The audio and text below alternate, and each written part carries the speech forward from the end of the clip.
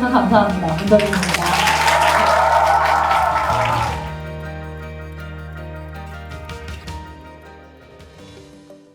여러분 안녕하세요. 여기는 양평기숙학원입니다.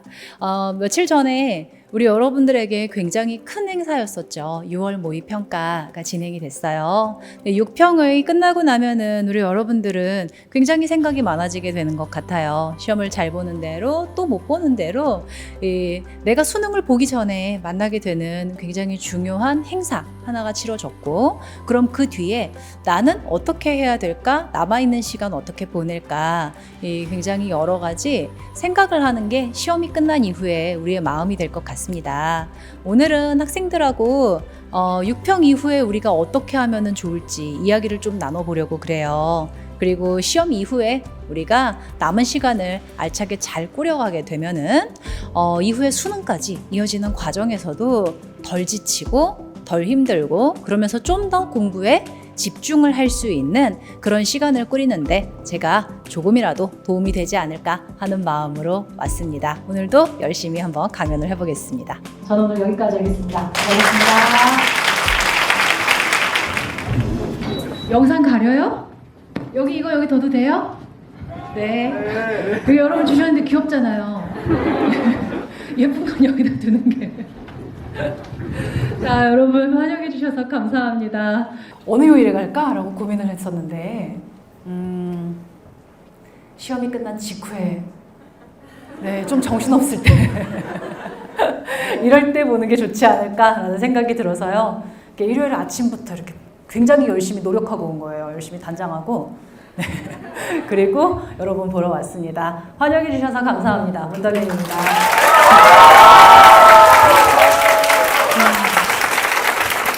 올 때는 되게 여러 생각을 했어요. 오늘 와가지고 무슨 얘기를 해줄까. 이게 틀림없이 2월 9일에 시험이 끝난 다음에 데미지가 있을 텐데 네, 여러 가지 방향으로 이게 데미지가 있을 건데 어떤 얘기를 들었을 때 이게 동기부여가 될까. 좀 그런 생각을 많이 했었던 것 같아요.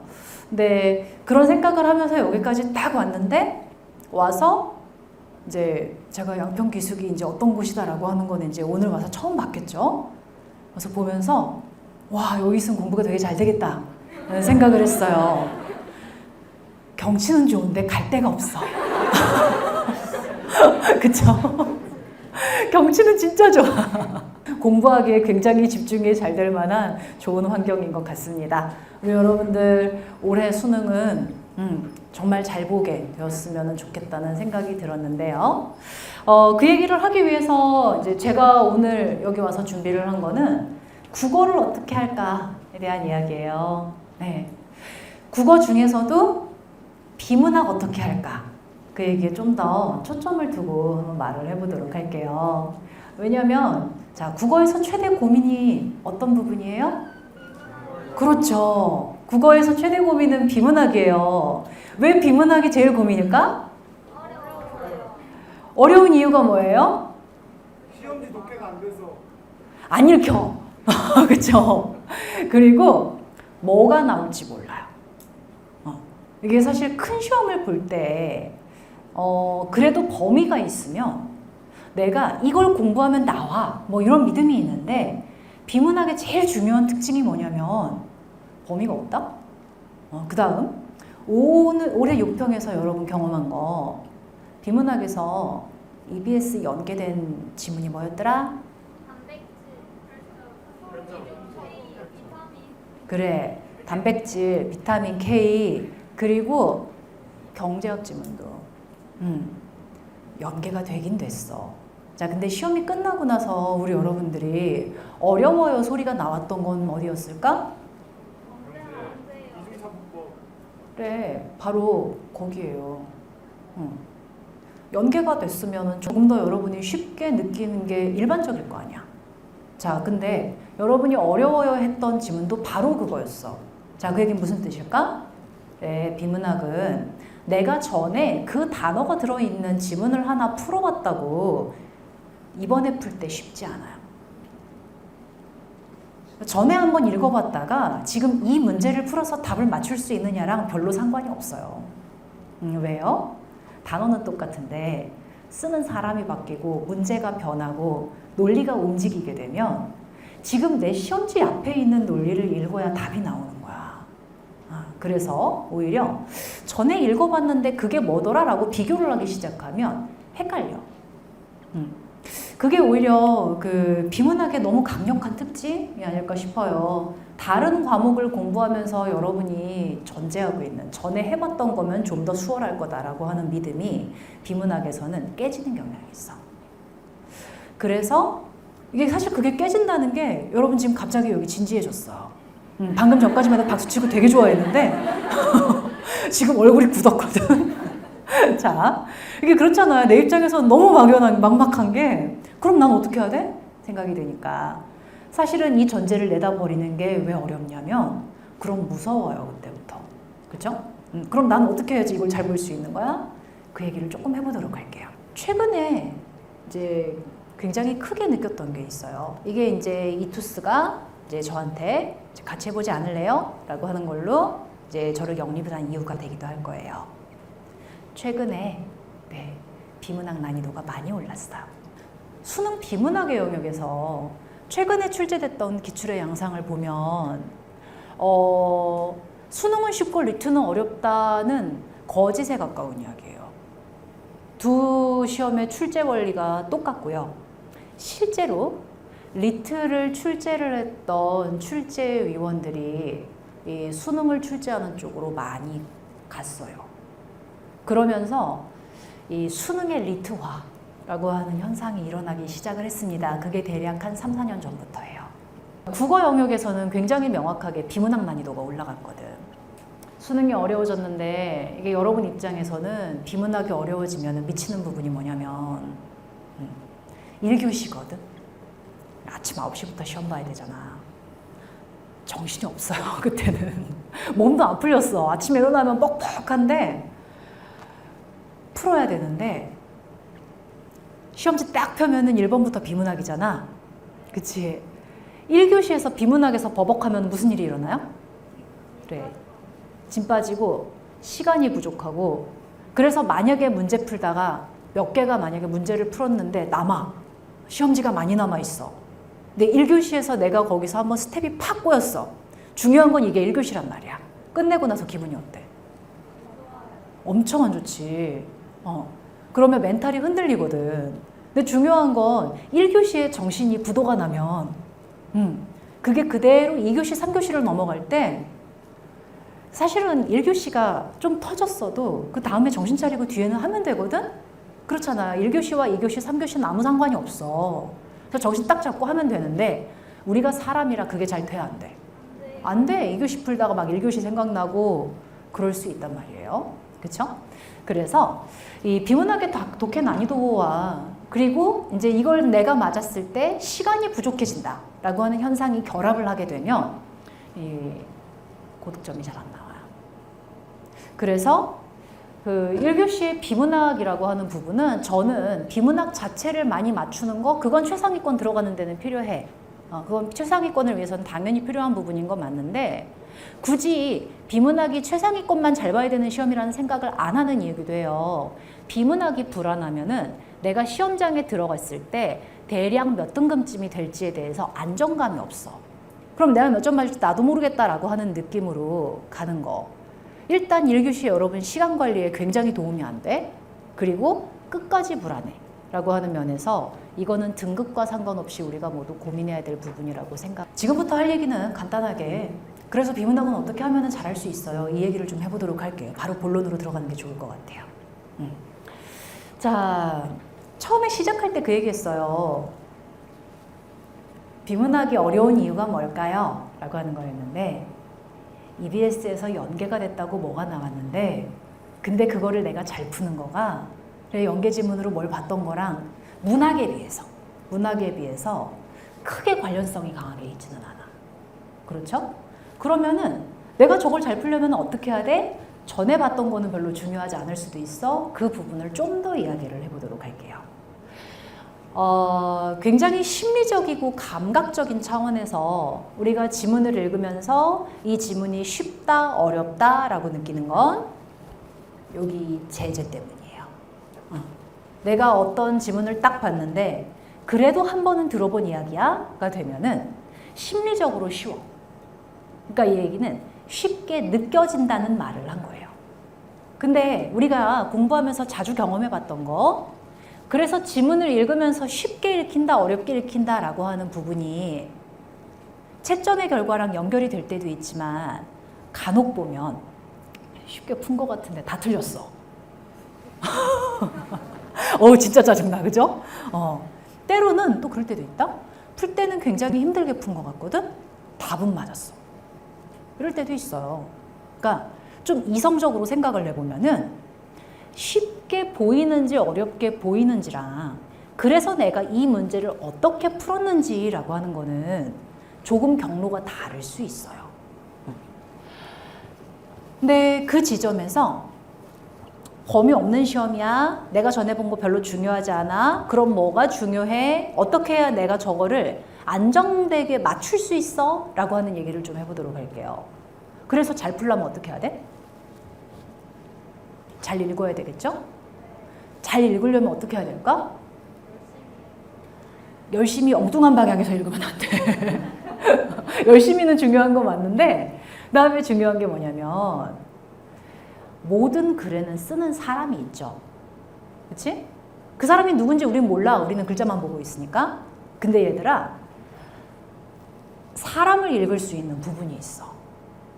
모든 글에는 사람이 있고 글쓴이가 말을 하고 있는데 그 말 안에다가 나는 이런 의도로 이런 얘기를 하고 있는 거야. 내 생각은 이렇게 굴러가고 있어. 라고 본인의 논리를 표현해 놓은 부분이 있거든. 그게 시험지에서는 이게 미로찾기 같은 건데 글자로 막 벽에 세워져 있는 거야. 근데 그 중에서 정답을 쫓아가는 길이 사실은 딱 거기에 이렇게 딱 깔려 있어요. 근데 그 길을 그대로 쭉 쫓아가지고 보면은 여러분 자주 들은 얘기 있을 거예요. 출제자의 의도. 그러니까 그 문제를 낸 사람이 무슨 의도를 가지고 여기다가 논리를 표현을 했는지가 보여. 근데 거기서 원하는 방향이 아니라 엉뚱한 방향으로 들어가면 이건 한국어라서 읽기는 해. 영어하고는 좀 다르게. 근데 방향을 틀리게 들어가면 똑같은 단어를 가지고 글쓴이가 한 생각 말고 딴 생각을 내가 할 수 있게 되는 거야. 그러면 여러분이 느낄 때 이해를 했다고 생각하는데 답이 안 나올 수 있어요. 그거는 여러분의 이해가 틀려서가 아니라 이해를 다른 방향에서 해서 그런 거야. 그러니까 독해는 기본적으로 의사소통이잖아요. 의사소통인데 내가 말하는 포지션이 아니라 듣는 포지션인 거거든. 앉아서 제가 말하는데 뭘 얘기하는 거야? 나한테 무슨 얘기하고 싶은 거야? 라는 거를 받아들이는 입장에서 딱 집중해서 듣고 상대방 논리대로 답을 찾는 거야. 그거를 저는 구조독해라고 불러요. 그래서 비문학을 잘하는 방법이에요. 범위 없는 시험에서는 머릿속을 도화지처럼 만들고 풀어야 돼. 그래서 비문학에서는 EBS 연계가 큰 의미가 있는 게 아니에요. 뭐가 똑같이 나왔느냐가 중요한 게 아니라 시험지에서 지금 사람이 뭘 하고 싶어 한다고 하는데 제가 나한테 뭘 원하는 거야? 라고 하는 거를 문제에 들어와 있는 단서를 잘 보면서 아, 네가 이런 얘기를 하고 싶구나. 말하고 싶어 하는 걸 이해해야지. 그치? 그거를 연습을 하는 게 저는 이제 구조를 파악하는 것이라고 이야기를 합니다. 그러니까 여기서 말하는 구조를 이해한다라고 하는 거는 그러니까 문단의 첫 번째 문장에는 무조건 밑줄을 쳐라 그런 방식으로 공식을 만들어서 암기하는 게 아니에요. 기본적으로 사람이 글을 쓸 때 어떤 구조를 가지고 뭘 표현할 거야 라는 건 우리가 결정할 수 있는 게 아니라 시험지가 자기 맘대로 하는 거예요. 근데 제가 써놨는데 내가 놓치면 안 되잖아. 그래서 어떤 부분이 구조를 표현을 하는 부분이고 문제를 이런 유형을 내고 싶을 때는 지문을 어떤 방식으로 만들어 놓는지 그 부분을 확인을 해서 내가 가지고 있는 문제 해결력이나 의사소통 능력 자체를 끌어올려야 되는 거야. 이번 수능도 마찬가지예요. 우리 6평 보고 이제 나중에 9평 보고 그 뒤에 이제 11월 달에 대망의 수능을 보게 될 텐데 국어 비문학의 제일 큰 특징은 뭐냐면 이번 수능에서도 마찬가지로 우리는 뭐가 나올지 몰라. 근데 뭐가 나올지 모르는데 우리는 뭐가 나오든 그래서 읽어서 맞출 거야. 상태가 되게 연습을 할 필요가 있겠죠. 이를 위해서 필요한 건 시험지를 대하는 우리의 관점을 좀 바꿀 필요가 있어요. 제가 이거는 그냥 바꾸라고 그러거든요. 여기 이 방식이 바로 뭐냐면 내가 가지고 있는 지식을 바탕으로 삼아가지고 내가 이만큼을 많이 이해하고 있으니까 그거를 집어넣어서 좀 더 도움을 받아서 지문을 어떻게든 이해를 해서 문제를 푸는 방법이야. 익숙해. 왜 익숙하냐면 이게 바로 지식 위주의 공부를 했을 때 많이 하는 방법이에요. 이렇게 가면은 자연스럽게 무슨 얘기가 나오냐면 너의 머릿속에 배경 지식이 많이 들어가 있어야지 지문을 잘 읽어낼 수 있는 거야. 이거를 잘 이해를 못해? 그건 지식이 좀 부족해서 그래. 지식이 부족하니까 어떻게 해야 돼?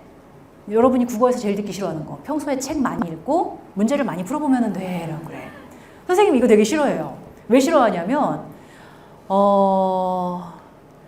진짜 많이 읽어본 사람은 안다? 많이 읽으면 많이 읽을수록 뭘 잘 알게 될까 얘들아?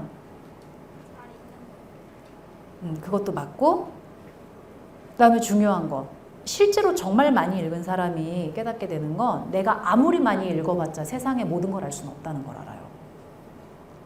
그럼 한번 생각해봐. 많이 알고 있으면 좋지. 우연히 저 사람이 나랑 비슷한 생각을 하면 기쁠 거야. 근데 이 세상에 똑같은 사람은 없어. 똑같은 주제를 가지고도 얼마든지 다른 얘기를 할 수 있는 거잖아. 그렇다면 내가 뭘 만났는데 되게 반가운데 그렇기 때문에 너랑 나랑 생각이 비슷하겠지? 라고 생각하면 소통이 될까? 오해가 발생할까?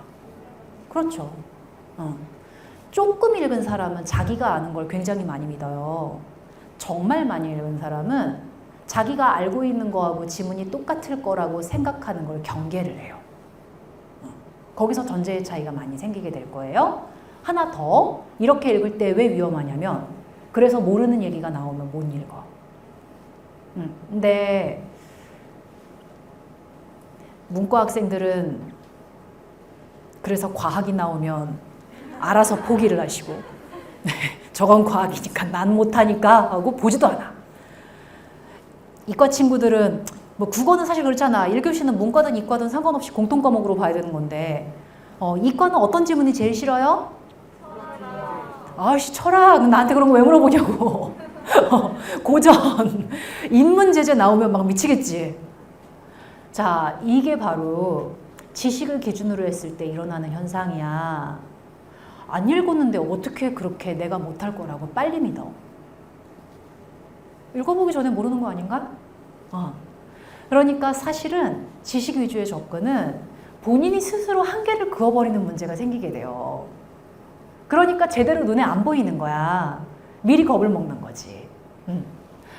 범위가 없는 시험에서 지식으로 접근을 하는 게 얼마나 위험한 생각이니 얘들아. 그렇지 않아요? 자, 근데 봐봐.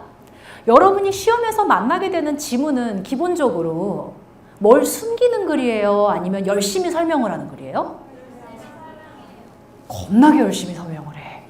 그치? 그만 좀 말해라 라고 싶을 만큼 자세하게 설명을 해. 자, 생각해보자. 좋은 글이 나올까? 이상하게 쓴 글이 나올까? 그럼 여러분한테 주는 시험지는 이 한국교육과정평가원에서 만든, 그러니까 나랑 공식적으로 인증을 하고 있는 좋은 글이야. 그럼 그 좋은 글에서는 최대한 자의적으로 애매하게 보일 가능성 그런 거는 날리고 정확하게 쓴단 말이야. 그치? 그렇다고 한다면은 이 글이 가지고 있는 기본적 특성, 내가 이런 생각을 하고 있어 라고 하는 거는 숨겨져 있을까, 드러나 있을까? 나와 있어. 국어가 되게 짜증나는 게 뭐냐면 특히 비문학이 사실은 정답이 거기다 나와 있어요. 나와 있는데 미루찾기 같은 거라고 아까 그랬잖아요. 제 방향을 찾아가지고 들어가면 그냥 답이 누워있어. 이거야 라고 써져 있는데 그 사이사이에 이제 뭘 해놔? 위장을 해놔요. 근데 그 위장을 여러분이 어떤 단어를 만났을 때 쉽게 할 만한 연상, 뭔가 써져 있지 않지만 자동으로 채워 넣어서 읽게 될 만한 부분, 그 다음에 쉽게 일반화해버리거나 흑백 논리를 만들어서 빨리 판단을 하거나 이런 식으로 사고가 좀 오류가 쉽게 일어나는 약한 부분 이런 걸 건드리는 거예요. 그렇게 해서 이게 지금 내 뇌에서 나왔나 시험지 위에 써져 있나를 헷갈리게 만드는 거지. 그렇게 문제를 배치해두는 이유는 뭘까? 궁금한 거예요. 출제자가. 네가 지금 답을 냈는데 이 답이 네가 정말 정확하게 읽어서 낸 답인지 그냥 짐작해서 맞췄는지. 그래서 비문학은 독해력 시험이에요. 그러니까 우리가 읽어야 되는 거 결국 뭐야? 그래, 내가 전에 알았던 거랑 되게 비슷하게 생긴 거 얼마나 많이 알고 있어. 지식시험 아니야? 지식시험 대신에 사람의 의도를 정확하게 읽어보라는 시험이에요. 제가 여러분한테 자주 하는 얘기가 있어요. 국어 비문학은 의사소통 능력 시험이에요. 그러니까 출제자하고 대화하는 거야. 미로찾기를 하나 하는 거야 라는 느낌으로 들어가면 돼요. 의사소통을 잘한 다음에 최종적으로 마무리는 어떻게 하는 거야? 문제를 해결하면 돼요. 그래서 의사소통 능력이나 문제 해결 능력 같은 여러분의 가장 기초적인 역량이에요. 언어를 가지고 우리가 앞으로 활동을 하면서 하게 되는 기초적인 학문적인 역량이 있는지, 지식을 쌓아놨는지를 묻는 게 아니라 여러분의 능력이 어떻게 생겼는지를 묻는 게 비문학 시험인 겁니다. 슬슬 이제 이건 제 관점에서 여러분한테 이제 보이는 얘기를 할게요. 요새 수능 기출을 보면서 되게 많이 느끼는 건 이전에 저 리트, 피센, 미트디트 같은 데에서 등장을 했던 제재가 슬슬 여러분 시험에서도 하나씩 튀어오르고 있어요. 특히 철학 파트 이런 부분 같은 경우에는 어차피 클래식이 문제로 나오기 때문에 좀 그런 경향이 많이 보여.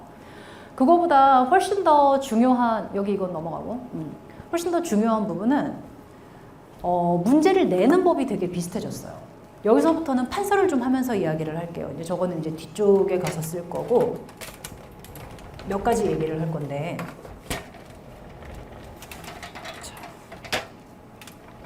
여러분 여기서 제가 쓰면은 안 가리고 잘 보이시죠?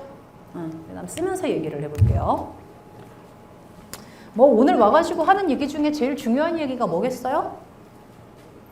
그래, 뭐 홈페이지에 저기 6평, 총평 다 올라와 있고 해설 강의 다 올라와 있긴 하지만 이렇게 모니터에서 이렇게 선생님이 얘기하면은 좀 AI 같고 저게 사람인가 좀 이런 느낌 들고 그러잖아. 그거보다는 여기 살아있는 사람이 와가지고 몇 가지 얘기를 좀 한번 해보도록 하자. 네. 제가 그 올해 이투스에서 우리 여러분들하고 처음 만나다 보니까 현강에서 굉장히 희소같이 있는 사람이에요. 현강에서 저를 만나려면 양평기숙에 와야 돼요.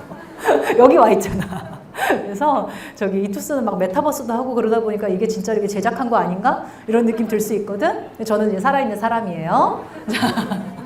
자, 볼게요. 제작했으면 이거보다는 더 예쁘게 만들지.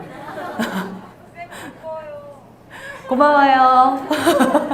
자, 오늘의 제일 중요한 거는 뭐? 그래, 우리가 시험에 대한 이야기를 하자고 하면 오늘은 굉장히 좋은 날인 게 불과 3일 전에 시험을 봤어. 6월 9일 6평. 자, 6월 9일 6평을 시험을 딱 보고 채점을 매겼거든. 자, 그랬는데 6평에서 뭐 대략의 이제 얘기는 여러분 뭐가 나왔는지는 다 알고 우리 탑3 하나 좀 꼽아보자. 비문학에서는 17문제 나왔어. 17문제 중에서 우리가 좀 눈여겨볼 만한 필요가 있는 3문제만 좀 꼽으면서 얘기를 해볼까? 왜냐면 그 3가지 문제를 추려서 보게 되면 내가 사실 뭐 독해 맨날 하는 건데 기본으로 깔아놓은 베이스 이외에 만약에 여기서 이제 시험의 난이도가 좀 높아진다고 한다면 혹은 내가 뭔가를 걸려서 넘어졌다고 한다면 어떤 부분을 강화해야 되는지 포인트를 몇 개 잡아보도록 할게. 그러니까 일요일에 미안하지만 지금부터는 공부 얘기야. 잘 들어보세요. 자, 6평에서 가장 지긋지긋했던 문제 중에 제일 인상적이었던 거 하나만 꼽는다면 여러분 몇 번이 생각이 나요? 14번. 맞습니다. 자, 14번 문제는 경제였었죠? 사회지문의 첫 번째 문제였어요. 여러분 2번으로 진짜 많이 갔지? 2번에서 틀린 사람 손 한번 들어봐. 아, 죄송해요. 잠깐만. 아닌데? 맞아. 잠깐만, 너희가 그러니까 나도 헷갈린다. 이게 정답이 1번이었어, 2번이었어? 그래, 2번 해서 잘 들어. 잘 리스닝. 2번을 해서 틀린 사람이 누구냐고 물어봤었어요. 자, 여기가 우리 여러분들한테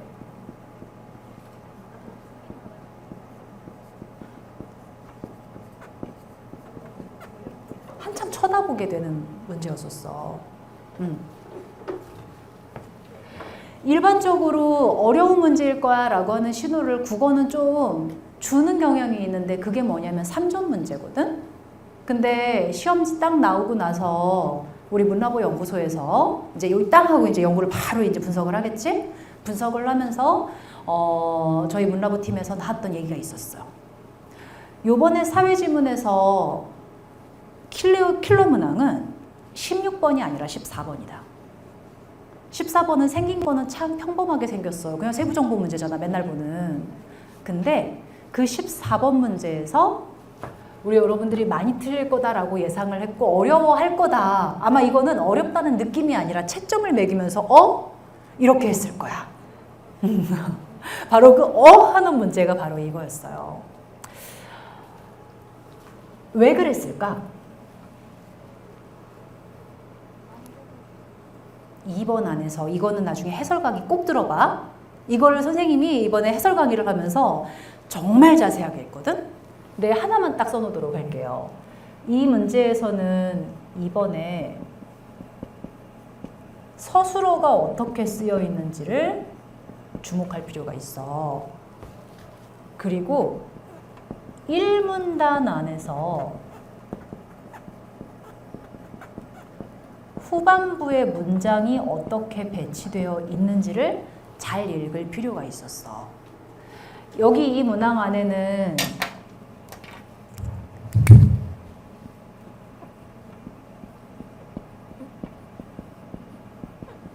이거는 논리학적 지식이 좀 필요한 부분이 걸려 있었는데요. 그렇다고 갑자기 막 엄청 어려운 나 같은 거는 범접도 못할 그런 지식은 아니야. 우리가 평소에 맨날 하는 거예요.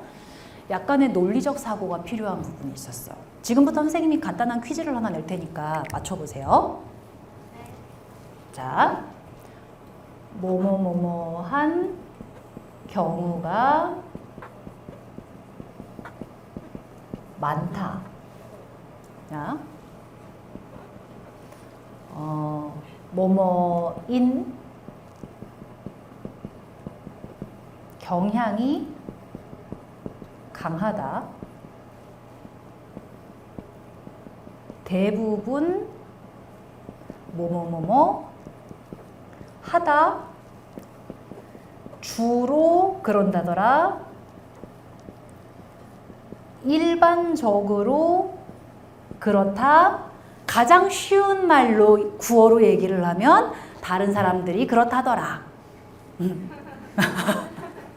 진짜 많이 듣는 얘기잖아요. 내 친구도 다 한다는데. 이거 여기서부터 여기까지. 얘네들은 사실은 굉장히 비슷한 상태를 표현을 하는 거죠. 여기서부터 여기까지 요거는 서술어에서 뭐가 많아? 이렇게 얘기를 하는 거고, 여기 대부분 주로 일반적으로 이런 거는 주로 주어의 앞에, 주어의 앞쪽에 붙어서 그 개수가 상당히 많음을 표현을 하는 이제 저런 거를 이제 양화사라는 용어로 부르는데 그냥 그런 단어가 있나 보다 하고 이건 넘어가. 이제 그런 애들이 있어요. 근데 얘네들을 놓고 한번 생각해 볼게. 뭐가 많다는데 그 뭐가 많다라고 하는 거는 모든 에 가까울까? 어떤 에 가까울까? 잘했어요. 이걸 이제 정상적인 정신에서 보면은 대부분은 어떤이야. 그렇지? 지금 우리 여러분들이 바로 어떤이라고 했다고 하는 거는 똑똑하다는 뜻이에요. 그래, 평소에 우리는 굉장히 정리정돈이 잘 돼 있어. 자, 근데 시험을 보러 갔어. 시험에서는 긴장이 되기도 하고 모든 게 한꺼번에 달려드니까 정신이 없잖아. 그래서 내가 살짝 정신이 나가. 정신을 놓으면은 여기서 뭐 하냐면 남들도 다 그러면은 그게 어디에 가까워 보여? 이렇게 가버려. 이게 바로 뭐냐면 인간이 합리적이지 않다는 걸 보여주는 부분인데 우리 마음속에는 되게 여러 가지 자아가 살아요. 이렇게 연결해서 보는 게 이게 지금 이성적으로 사람이 생각을 했을 때 나오는 흐름이거든? 근데 주변의 사람들이 많이 그러네? 아, 다 그러나 보다. 이게 바로 이거는 우리가 가지고 있는 이 심리적인 경향성이 우리 여러분들한테 사실은 장난을 치는 거예요. 남들도 다 그러면 왜 거기 따라가고 싶을까? 안전하잖아. 내가 이거 결정을 해야 되는데 그건 어떻게 될지 모르겠거든? 그럴 때 우리는 주변 사람을 보면서 남들도 다 그러니까 나도 거기 묻어가는 게 안전하겠다라고 생각을 하는 거예요. 그거는 누가 하는 걸까? 그래, 내 마음속에 들어가 있는 살아야겠다는 생존 본능이 그렇게 하는 거야. 그러니까 그 자체가 잘못된 거는 아니다? 근데 무조건 맞다고 장담할 수 있어? 그거는 언제나 맞다고는 못해. 다만 마음이 편한 거야. 근데 바로 여기 이 대부분을 모든이라고 생각하는 거, 이거 여러분이 아는 단어로 말하면 그래서 이런 걸 보고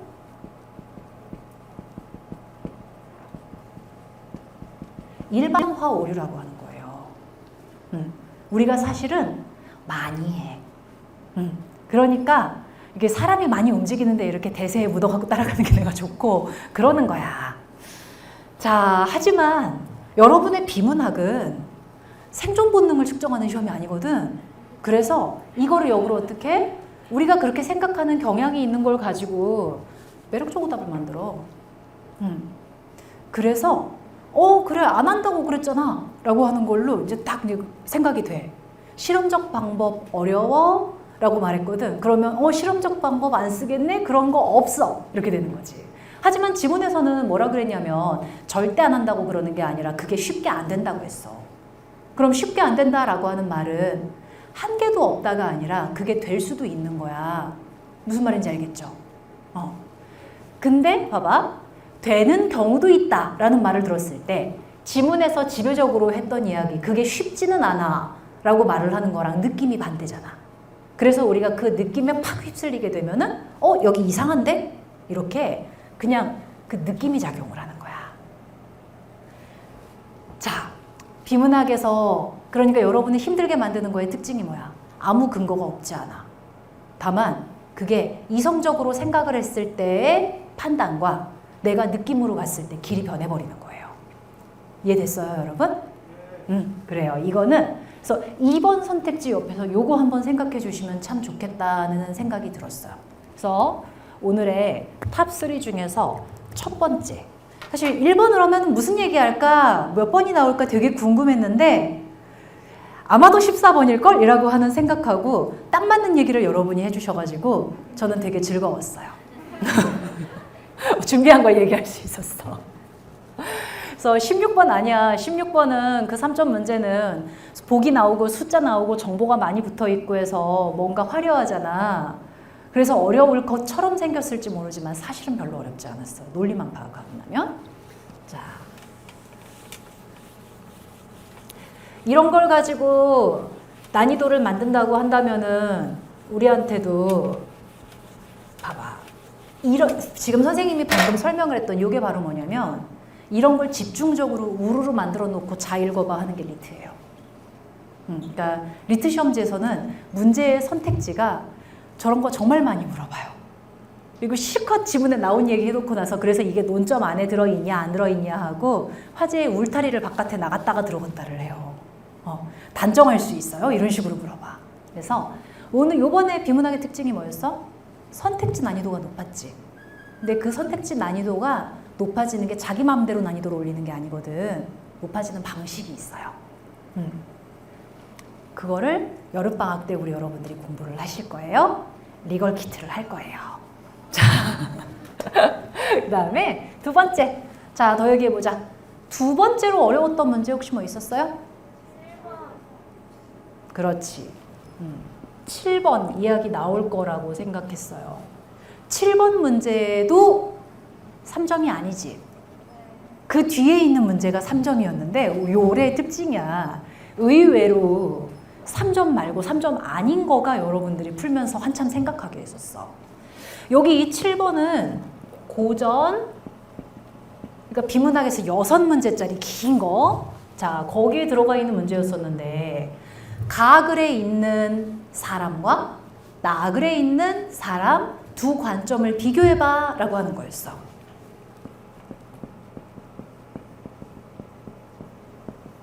근데 이렇게 관점을 비교해 보세요 라고 하는 게 나오면은 처음에 지문을 읽을 때부터 이거는 사실 그래. 문제를 먼저 예상을 하고 보면은 아, 저기 저 관점들이 있고 저 입장에서 읽어야 돼. 그럼 처음에 지문을 독해할 때부터 사람을 의식하면서 들어가게 되면 아, 얘가 이런 태도로구나 라는 게 지문 독해가 끝날 때 머릿속에 한번 탁 정리가 되거든. 그러면서 들어가는 게 제일 좋은 방법이야. 그러니까 문제를 유형을 살피고 가글과 나글에서 관점을 예고를 해줬잖아. 예고를 해주었기 때문에 그 예고된 관점에 따라서 지문 안에서 저 사람은 무슨 기준으로 말을 하고 있는지 확보를 하고 보기로 들어가잖아요. 그러면 별로 갈등이 안 돼. 근데 그냥 쫙 읽었어. 뭐 아무튼 열심히 이해를 했어. 근데 이해를 하고 문제를 풀러 탁 들어왔거든. 나름 열심히 최선을 다하고 있다. 근데 갑자기 문제가 시선을 확 줄여. 됐고 유가가 무슨 생각하고 있대? 이런 식으로 딱 물어보는 거야. 그러면 그때 여러분이 왜 갑자기 하면 살짝 날아가는지 알아요? 7번 같은 문제 관점을 물어볼 때에는 모든 정보가 생생하게 기억에 남는 게 중요한 게 아니라 저 사람이 어디 관심 있다고 하는 건지 줄이면서 그 관점하고 상관없는 정보가 떠오르면 방해가 돼요. 그러니까 처음에 읽을 때부터 이거는 기준을 좀 줄이면서 가면은 잡음이 없어. 하지만 내가 다 이해한 다음에 줄이려고 하면 문제 풀다 줄이려면 그게 돼야 안 돼. 안 돼. 왜 안 될까? 나머지를 내려놓는 걸 무서워서 못해. 그 다음에 두 번째 특징이 있어요. 이 문제가 보기에서 찾아야 되거든? 그치? 오지선다에서 하나만 찍어가 돼요, 안 돼요? 이 문제는 하나만 찍어가 안 돼. 선생님도 수업하면서 되게 자주 얘기하는 게 오지선다에서 하나가 정답이면 애매해 보이는 나머지를 붙들고 시간을 쓰지 말고 과감하게 넘어가 라고 하는 걸 연습을 시켜요. 처음에 하라고 그러면 여러분이 이렇게 오금절인다 그러거든요. 근데 그게 왜 연습이 필요하냐면은 이건 아니 진짜 연습을 해야 되는 부분이거든요. 하나가 확실히 답이면 넘어가가 되려면은 뭐가 필요할까? 자기를 믿어야 되고 그래 멘탈이 강해야 돼. 이거 필요한 거 있고 또 하나 더 필요한 게 뭐예요? 확실히 틀렸는지 안 틀렸는지 어떻게 할까? 처음에 지문을 잘 읽어야지. 그러니까 지문을 두리뭉실하게 읽으면 그건 절대 할 수 없는 거예요. 근데 지문을 처음에 읽을 때부터 아 문제를 낸 놈 너는 이런 방향에서 얘기를 하고 싶어 하는구나 라고 하는 걸로 처음에 지문을 읽으면서 구조를 뚫어서 보지 않으면은 문제를 풀면서 이게 확실히 답이네? 이렇게 못 가지. 어느 방향에서 쏟아져 나올지 모르니까 5개에서 4개 지워야 돼. 근데 그 4개를 지울 때 어떤 마음으로 가는 거냐면 확실하게 틀려서 4개를 지우는 게 아니라 이건 뭔가 아닌 것 같으니까 털어놓고 나머지 하나로 따라가 보자라는 거거든. 시험이니까 방어적이라 그럴 수 있어. 그렇긴 한데 그 방식을 추천을 하는 게 별로인 이유가 두리뭉실하게 가기가 쉬워. 사실은 그렇게 가는 제일 중요한 이유가 내가 정답이 확신이 안 서니까 그러는 거잖아. 물론 선생님하고 구조독해 연습을 해도 어쩔 수 없이 그렇게 해야 되는 게 몇 개가 있긴 있거든.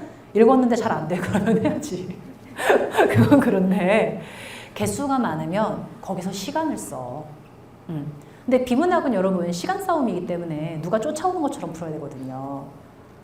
거기 문제에 나와 있는 모든 토시 하나하나를 내가 다 이해를 해보겠다라고 덤비지 말고 그러니까 문제를 낸 사람 너는 여기서 관심이 어디 있어? 이렇게 가세요. 아무튼 다시 보기로 돌아와서 그래서 보기에서 오지선다가 봉쇄됐어. 이제 정확하게 했는지 안 했는지라고 하는 거를 봐야 되는데 이 문제가 여러분을 고민스럽게 만들었던 이유 정답이 한 개였거든. 그러니까 보기 기억 니은 중에 하나만 답인데 왠지 하나만 놓고 정답이야 라고 하는 게 마음이 좀 어땠어요? 굉장히 걸렸을 거야. 그래서 기억 디귿 골랐지. 자, 디귿. 근데 봐봐, 얘들아. 기억은 확실히 맞았어. 근데 이 디귿으로 왔을 때, 디귿은 가 나라와 나 나라의 상태인데, 여기는 중국에서 진에서 한으로 넘어가는 거고, 나에서는 고려에서 조선으로 넘어가는 여말선초식인데, 이때는 뭐 했어? 책을 불태워버렸어. 없어. 여기 고려 때는 어땠어? 책을 불태워버린 건 아니야. 있긴 있어. 그러니까 여기는 없다가 있는 거고, 여기는 있는데 낮추어 보고 상대적으로 높이는 거잖아. 무슨 얘기인지 되셨죠? 그러니까 멀찍이 봤을 때 느낌은 대충 보면 안 좋고 좋아하거든. 그러니까 비슷해 보이지만 뭐가 없다에서 있다로 가는 거랑 안 좋다에서 좋다로 가려면 둘 다 일단 있어야 되잖아. 이게 두 개 상태가 같아 안 같아? 안 같죠? 그러니까 여기 이 안에서도 우리가 왜 망설인 거야? 멀리 봤을 때 느낌은 비슷해. 하지만 실질로 들어가 봤을 때 두 개의 상태가 같아야 달라? 달라. 근데 이런 부분이 바로 논리적으로 뭉개지는 부분이에요. 그러니까 정말 좀 소름 끼치는 게 논리적으로 탁 뭉개지는 대목에서는 우리가 가지고 있는 마음이 작동을 해요. 그러면서 이것이 그것이고 저것이고 비슷해 보이지 않아? 이러면서 방향을 탁 틀어버리는 거야. 그래서 갈등이 있었던 겁니다. 자. 여러분 이렇게 해가지고 보니까 아까 없다. 그러니까 대부분은 모든일까요? 어떤일까요? 라고 했던 거랑 되게 뭔가 느낌이 비슷하지 않아? 그러니까 국어에서 비문학은 잘하려면 사람이 좀 논리적이어야 돼요. 그 훈련이 좀 필요한 거고. 세 번째.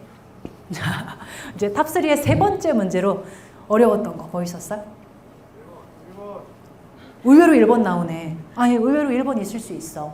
1번은 근데 안 쓸 거야. 간단하게. 1번은 왜 헷갈렸을까? 대충 읽어서. 그 대충 읽은 것도 안 읽은 건 아니에요. 나름의 이유가 있어. 1번이 헷갈린 이유. 1문단에 나온 얘기 같았어. 1문단에 나온 얘기 같았는데 들어가가지고 보니까 자 봐봐 얘들아. 읽기에 한 기 쓴 김에 좀 쓰자. 나 오늘 저기 강연하러 왔는데 왜 수업하지? 자, 그냥 오늘이 어쩔 수 없어. 나를 잘못 받아서 그래. 자, 1번은 자 읽기 기능. 자 거기를 개념 A라고 해볼게요.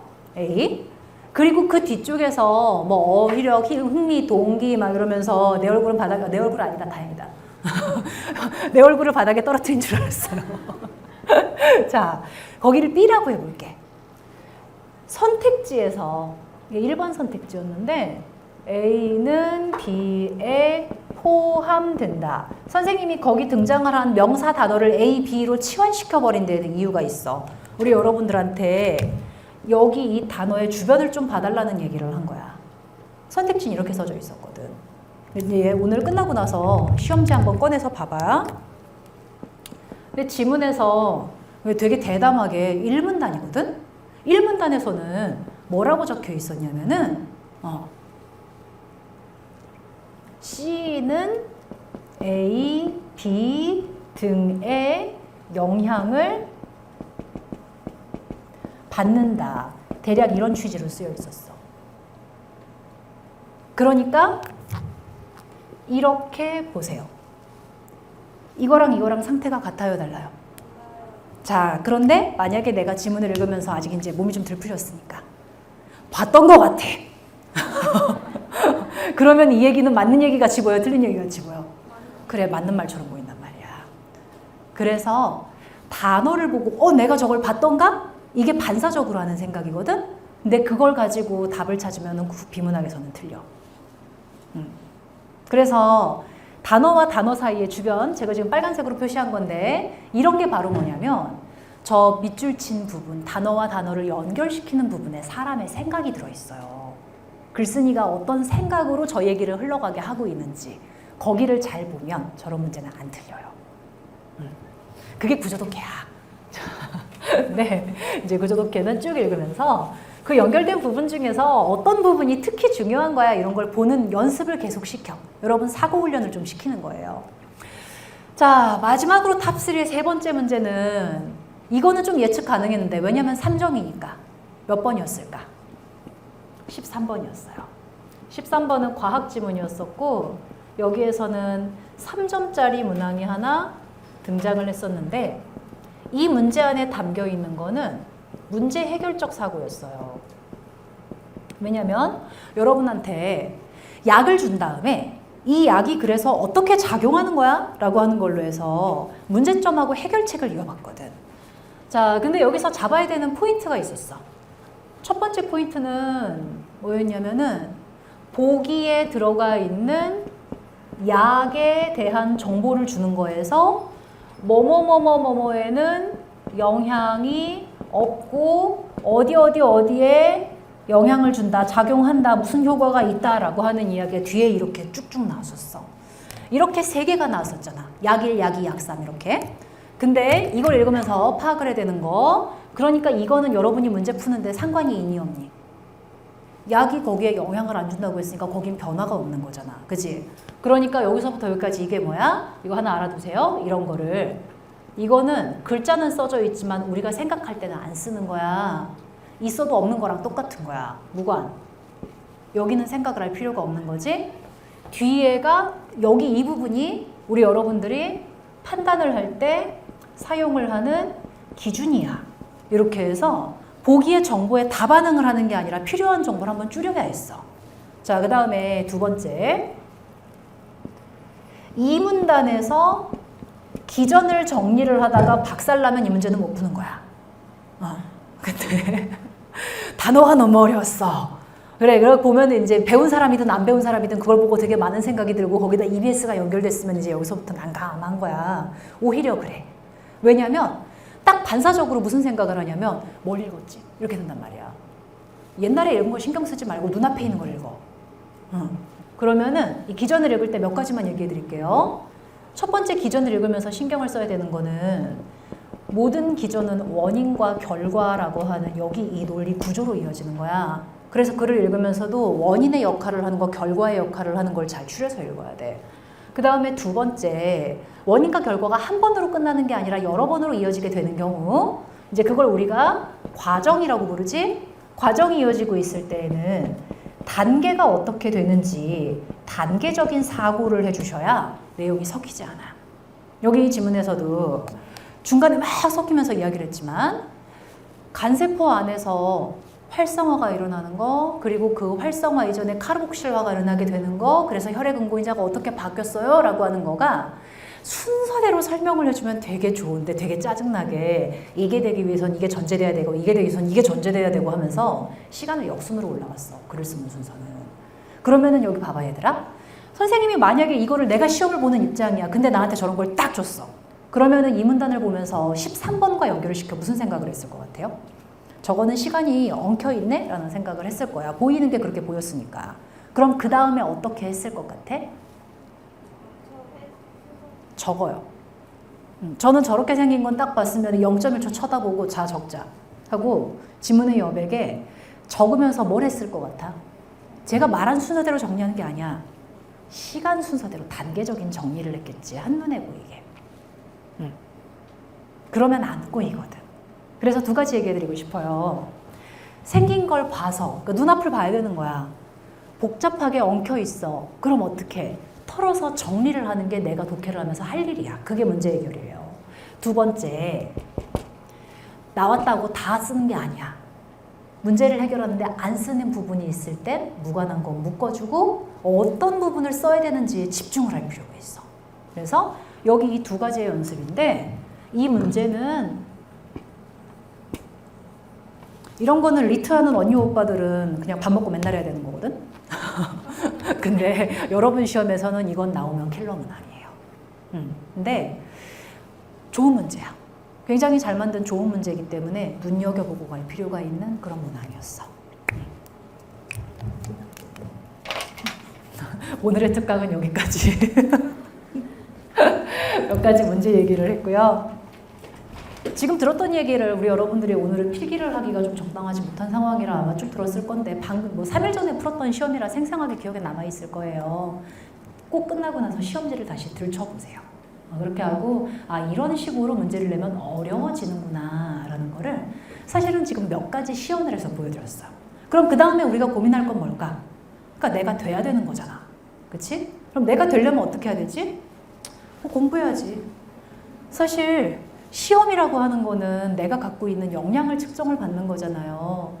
우리가 왜 압박을 받냐면은 잘 봐야 되기 때문이야. 근데 한번 생각해봐 얘들아. 잘 보는 게 내가 간절하게 원하면 저절로 되는 거야? 어차피 아니잖아. 여기서 갈 데도 없고 경치도 좋고 공기도 맑아. 건강에 되게 좋을 것 같아. 그러면은 여기서 충전한 체력을 가지고 그래 맑은 정신으로 우리는 뭘 해야 되냐면 그래도 여러분이 있는 그 시기가 너무 예쁘고 좋은 건 사람이 굉장히 많이 변하는 시기이기 때문이에요. 이렇게 어른이 되잖아? 이게 크고요. 이게 월급이라고 하는 거를 받아가면서 일을 하기 시작을 하면 사람이 쉽게 변하지 않아요.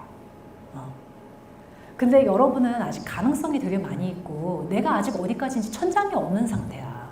그럼 천장이 없는 상태일 때에는 나는 여기까지다를 미리 긋지 말고 사실은 그냥 공부를 하는 거예요. 내가 몇 등급짜리일지 어떻게 알아? 아직 몰라. 물론 여기 시험을 보면은 점수가 나오기는 나오지. 근데 그거를 가지고 원서를 쓸 거야? 여러분의 인생에서 나에게 영향을 진짜로 미치는 점수는 언제? 그래, 1년에 딱 한 번이야. 그 1년에 한 번은 내 인생에 영향이 있는데 나머지 다른 시험은 점수로 영향을 받는 시험이 아니라 무슨 시험? 내가 어떤 상태인지 보는 시험. 그럼 내가 어떤 상태인지를 봤어? 그럼 그 다음에 해야 되는 건 뭐냐면 사람이 바뀌기 위한 노력을 하는 거예요.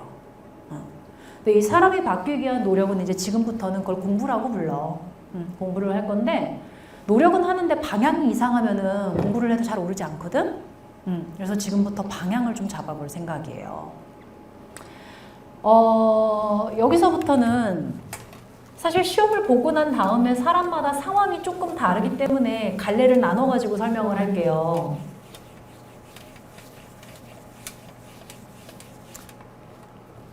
쓰지 말자. 그게 두 가지야. 자, 망했다. 비문학의 영역으로 국한시켜가지고 봤을 때 내가 뭘 읽었는지에 대해서 자신이 없다. 제대로 읽고 반응할 것 같아 보인 것 같지는 않은데 라고 하는 생각이 든다면 특히 EBS 연계로 나왔는데 거기서 말아먹어 버렸어. 그런 경우라고 한다면 더 그럴 수도 있어요. 많이 내가 아직 기본기가 부족한 것 같으면 우리 여기 있는 친구들은 그래도 고3을 한번 경험해봤기 때문에 기출이 낯설진 않을 거야? 그치? 너무 믿으면 안 되는 거야. 기출이 낯설 수도 있어. 괜찮아 얘들아. 그래도 돼. 근데 이번 여름이 지나고도 그러면 좀 문제가 생기는 거야. 그쵸? 그래서 내가 아직 기본기가 부실한 것 같아. 읽는 법부터 다시 잡아야 돼 라고 한다면은 정말 선생님이 올해 내가 고3 때보다 더 열심히 살고 있는 것 같거든? 아유, 우리 이투스가 3월 말에 선생님을 런칭을 시켰어요. 그러니까 내가 여기에다가 강의를 깔기 시작한 지가 사실은 얼마 안 되다 보니까 정말 죽을 똥을 다 정말 죽어라고 일을 하고 있어요. 이거 딱 한 번만 가서 촬영하면 다 끝나. 3개년 기출. 3개년 기출인데 수능 6평, 9평이 다 들어가 있어. 지금 우리가 분석했던 것처럼 일단은 기출을 그래서 구조 독해하라는 게 뭘 어떻게 하라고 하는 건지를 샅샅이 뒤져놨거든. 이거부터 시작해. 그러면은 눈앞에 있는 시험지를 정확하게 읽으라고 한다고 하는 게 뭐 하는 소리구나 라고 하는 게 내가 당장 봐야 되는 그 시험지를 가지고 좀 잡힐 거야. 그래서 출발하면 되고요. 나는 시험을 잘 봤어. 괜찮게 본 것 같은데 오늘 탑3로 다 봤던 것들에서 보이는 그런 사고를 좀 더 집중적으로 연습을 하고 싶어 라고 한다면 우리 여러분들한테 여름에 필요한 건 킬러 문항이야. 그 킬러 문항에 대해서 잡을 때는 이거는 이제 앞으로 쭉쭉 여름에 올라올 거예요. 메디키트는 6월 말까지 해서 업로드가 다 끝날 거고 7월 달에 리걸 키트가 올라갈 거예요. 메디키트는 미트리트 기출문제 중에서 선택해서 27지문, 리걸키트는 리트 시험지 중에서 그 킬러 문항이라고 하는 부분, 논리적 사고라고 하는 게 좀 더 강조되어 있는 문제들로 뽑아서 33지문이 준비가 되어 있을 거예요. 예매를 하시면 돼요. 그러니까 이 세 개는 이제 1등급, 2등급 친구들, 그리고 나 기출 한 바퀴 다 봤어. 이제 좀 더 어려운 문제를 도전을 하고 싶어. 이게 되잖아? 그러면은 3점짜리 문제들이 편안해. 이게 될 수 있을 거예요. 자, 그리고 이 여름에 지금 저희가 굉장히 열심히 준비하고 있는 부분인데 저의 킬링 콘텐츠. 제가 가지고 있는 다 좋아. 비문학 툴킷은 기본적으로 모든 6개의 키트가 다 좋을 건데 그 중에서 올해 우리 수능에 있는 친구들이 이제까지 한 번도 보지 못했던 콘텐츠가 오픈이 될 겁니다. 이제 이걸 7월에 시즌 0을 오픈을 하는 걸 목표로 해서 저희 팀 문라보가 열심히 작업을 하고 있는 내용인데 지금 여기 이렇게 보인 것만 봐도 선생님이 왜 갑자기 어깨에 이렇게 뽕이 들어갔는지 좀 보이지? 정말로 여러분이 이전에 본 적이 없는 콘텐츠일 거기 때문이에요. 정말 좋은. 오해는 하지 마. 변호사가 낸 걸 내가 어떻게 푸냐? 이런 생각은 할 필요가 없어. 변호사가 지금 법학 시험 문제를 낸 게 아니잖아. 여기 변호사팀 출제진들과 로스쿨 재학생들은 전부 제 새끼들이에요. 15년간 열심히 가르친 애들이 그러니까요. 변호사가 시간이 남나? 대체 왜 선생님하고 문제를 만들어? 시간이 남은 건 아니고요. 네. 주말을 반납하라 그랬어요. 악연이에요. 주말에 쉬어야 되는데 좀 너무하잖아. 그러니까 자기가 일한다고 다른 사람도 일하나?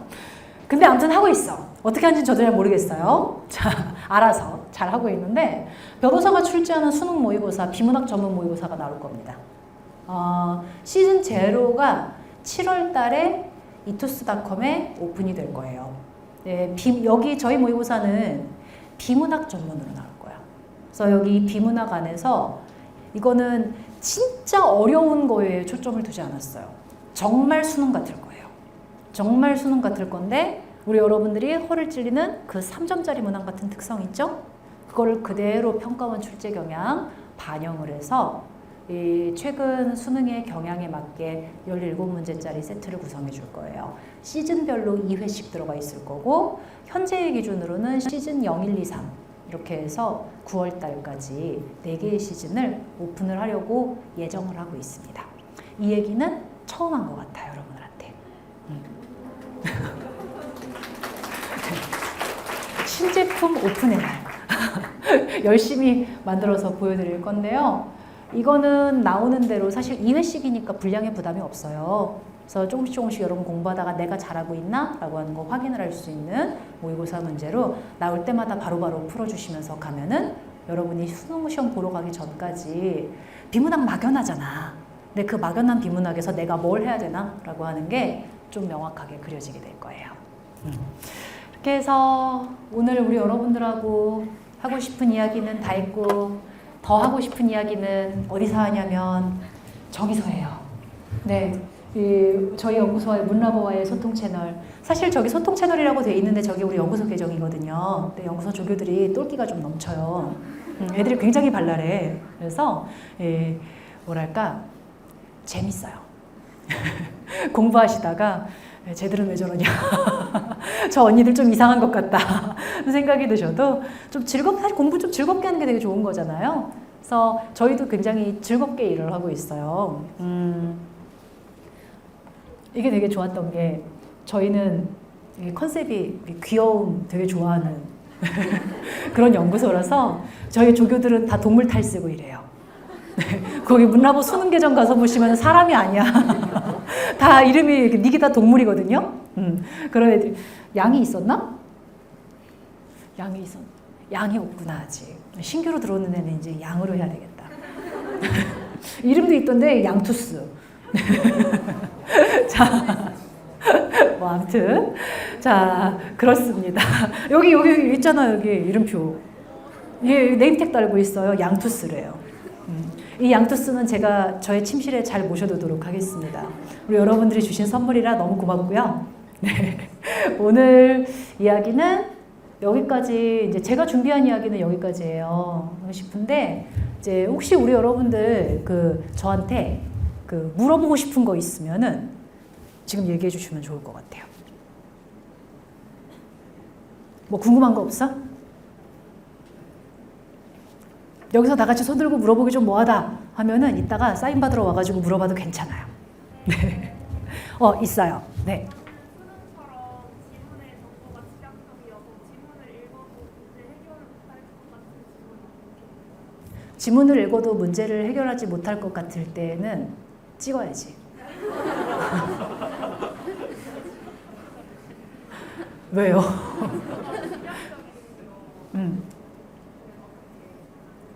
정보가 집약적인 거, 그러니까 이번에 봤던 과학 지문 같은 거요? 작년 수능 같은 거, 예를 들어서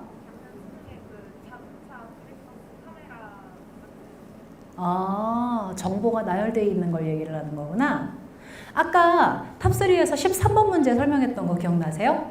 내가 감당할 수 있는 범위보다 정보가 되게 많은 것 같아. 근데 걔네가 엉켜 있어. 그럼 어떻게 하자? 빨리 적어. 내가 눈으로 보고 머릿속으로 생각해서 맞추는 것보다 손으로 정리하는 시간이 더 적게 들어요. 해보기 전에는 정리하는 게 더 오래 걸릴 것 같거든?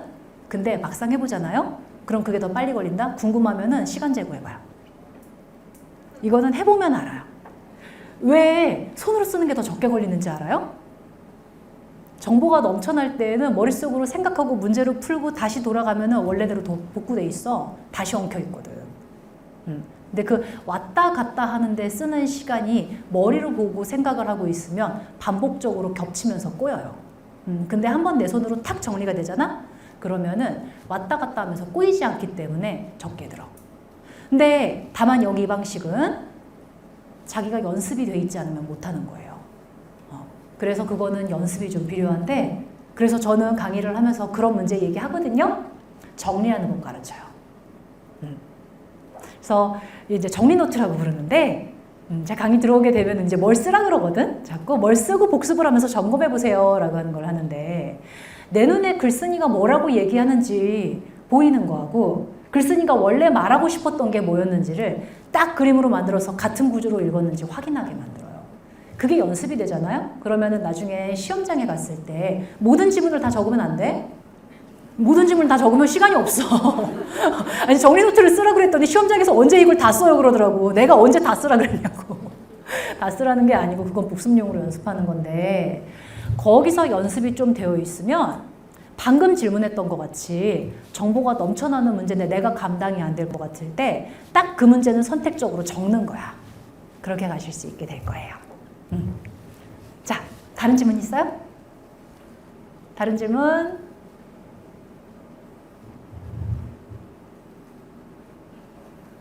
없어요. 자, 내가 강의를 하면서 너무 주점을 많이 떨었구나. 하고 싶은 말을 많이 했어. 자, 그러면은 특별히 더 궁금하신 거 없으면은, 근데 진짜 왜 별로 없지? 저 몇 달 전에 용인기숙 갔다 왔거든요. 근데 용인기숙에서는 학생들이 진짜 별거 다 물어봤었거든. 근데 제가 우리 여러분들께서 뭘 물어보든 그 별로 질문에 대해 평가하지 않고 다 대답해주고 가거든요. 진짜 없어요?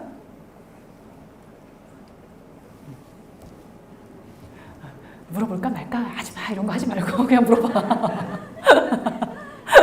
자, 네. 네, 말씀하세요. 시험장에서 그림이 눈에 안 들어와요? 글이 눈에 안 들어와요? 망한 거지. 시험장에서 글이 눈에 안 들어왔으면 나는 이미 망한 거야. 자, 근데 그건 걱정이 될 수 있을 것 같아, 충분히. 그리고 여러분도 한 번은 경험해 봤죠? 주로 언제 그래요? 언제? 어떤 상황일 때 그랬던 것 같아요? 이번에 그랬어요. 와, 눈물 날 것 같았겠다. 아니 이게 있잖아. 모의고사라고 하는 게 왜 의미가 있냐면은 별별 상황을 다 경험해 보기 위해서 의미가 있는 거야. 몇 점인지 확인하기 위해서는 그 다음 문제고. 근데 정말 국어는요. 그날 운수가 영 아닌 것 같다 하면은 그 현상이 일어나. 내가 읽고 있는데 글자가 막 눈에서 튕겨. 그러면은 안 들어오거든. 뭐 벌어질 수도 있지. 벌어질 수도 있는데 벌어질 수 있으면 그 다음에는 어떻게 해야 될까라고 한번 생각을 해봤는데요. 주로 비문학에서 그러죠? 아니야? 다른 데서도 일어날 수 있는 일인가? 근데 아마 그런 게 제일 많이 일어나는 분야가 비문학일 것 같아요. 왜냐면은 뭐가 나올지 예측 가능성이 제일 낮으니까. 제일 마지막에 하세요. 그러니까 사실 시험지에서 순서는 비문학이 맨 앞이지. 근데 실제로 여러분이 문제를 푸는 순서는 비문학을 가장 뒤로 가는 게 좋아요. 그러면은 앞쪽에 있는 게 선택이 있고 문학이 있을 건데 걔들을 먼저 푸세요. 왜냐면 비문학은 내가 이거 전체를 다 푸는데 얼마나 걸릴지 아무도 몰라. 그치? 왜냐면 뭐가 나올지 모르기 때문이야. 그래서 대비가 될 수 있는 영역을 먼저 보시는 거고 그리고 뒤에서 비문학을 보는 건데 비문학 지문에서는 내 지문이 일단 나오잖아? 그냥 냅다 풀지 말고 시험지를 일단 한 바퀴 간을 좀 봐. 정찰하는데 몇 초 걸리지 않아. 일단은 대략 뭐가 이렇게 나왔나라는 걸 보고 그 다음에 시험날 당일에 본인의 판단을 좀 믿어야 되는데 무조건 1, 2, 3, 4 꾸역꾸역 푸는 게 아니야. 이 먼저 문제를 푸는 순서를 한번 잡는 게 좋아. 그래서 최후의 싸울 애가 누구일지를 결정을 한다라고 하는 거를 두고 제일 마지막에 풀 애가 누구일지는 사람마다 달라. 자기가 갖고 있는 취향에 따라 다를 수 있는데 제일 자신 없는 건 맨 뒤로 가도록 하자라는 걸로 순번을 조절을 하면서 가는 게 좋아요. 사실 잘 안 보이는 제일 중요한 이유가 긴장이 돼서 그래요. 근데 그 긴장을 해소하는 방법인데 내가 걱정을 하는 덩어리가 커다라면은 더 위축이 되거든. 그러니까 긴장을 줄이는 방법은 긴장을 없애는 게 아니라 덩치를 줄이는 거예요. 근데 덩치를 줄이기 위해서는 내가 해결해야 될 범위를 쪼개는 게 좀 필요해. 그렇게 해서 보면은 다 못하는 게 아니라 되는 부분이 있고 안 되는 부분이 있는데 어떤 시점에서 심적으로 내가 압도를 당하는 거예요, 시험지에. 근데 그 시험지에 압도당하면은 기분이 아주 더러운 게 하나가 사실은 안 되는 거거든? 근데 다 안 될 것 같아. 그 다 안 될 것 같은 기분에 휩쓸리기 시작을 하게 되면 문제가 안 풀려요. 그래서 안 될 것 같다라고 하는 느낌이 들 때에는 거기서 이겨보겠어 라고 덤비지 말고 시험을 볼 때에는 살짝 피하세요. 그래서 다른 영역을 풀면서 확보할 수 있는 걸 확보를 해놓고 그리고 제일 마지막에 일단 할 건 다 했어? 한 다음에 만나세요. 만났어? 갑자기 그런데 다시 풀린다? 그런 긍정적인 상황은 잘 안 일어날 수도 있어. 다시 똑같이 안 될 수도 있거든? 근데 중요한 건 뭐냐면 나머지 부분에서 확보를 했잖아. 근데 그 나머지 부분에서 확보하면서 생기는 안정감이 여러분을 그 걱정의 사이즈를 줄여서 되면 되는 거고 안 되면 그래도 안 되면 어떻게 해야 돼? 찍어. 올해 합격할 운명이면 어떻게든 되겠지. 많이 맞을 거야. 이게 막판에는요 여러분 멘탈이 좀 긍정적일 필요가 있어요. 내가 걱정을 하든가 말든가 점수는 어차피 그런 거랑 상관없이 나올 거잖아. 그렇잖아요. 그러면 맞추면 맞추고 틀리면 틀리겠지. 근데 그 틀리면 어떡하지라고 하는 걱정을 퍼포먼스랑 연결을 시키면 되게 부정적으로 낮은 퍼포먼스가 나오게 돼. 그래서 쪼개서 들어가면 좋겠다라고 하는 좀 대안을 얘기를 해봤어요. 그러면 좀 시험을 운영하면서 부담이 적어지겠죠?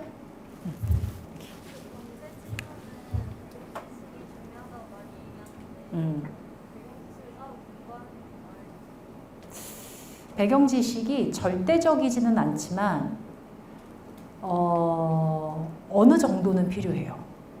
왜 어느 정도 필요하냐면 특히 경제에 좁혀놓고 얘기를 할게요. 경제의 경우에는 용어가 있어. 그러니까 용어를 고정을 시켜놓고 학자들이 공유해서 쓰는 영역들이 몇 개 있어요. 대표적인 게 사회과학 영역에서로 얘기를 하면 법학이나 경제학의 경우에는 용어가 그때그때 달라지지 않아요. 정해진 용역대로 절차에 맞춰서 가는 경향이 있고, 특히 경제학의 경우에는 이제 우리가 일반적으로 경제학 교과서에서 보게 되는 몇 가지 용어들 있지? 걔들은 재정의가 잘 되지 않아. 그래서 좀 배경 지식이 필요할 수 있다라는 얘기를 하는 건데, 근데 절대적이진 않아요. 절대적이진 않은데 미리 좀 읽어보면은 왜 도움이 되냐면, 책들이 생각을 하는 흐름이 비슷한 부분이 좀 있어요.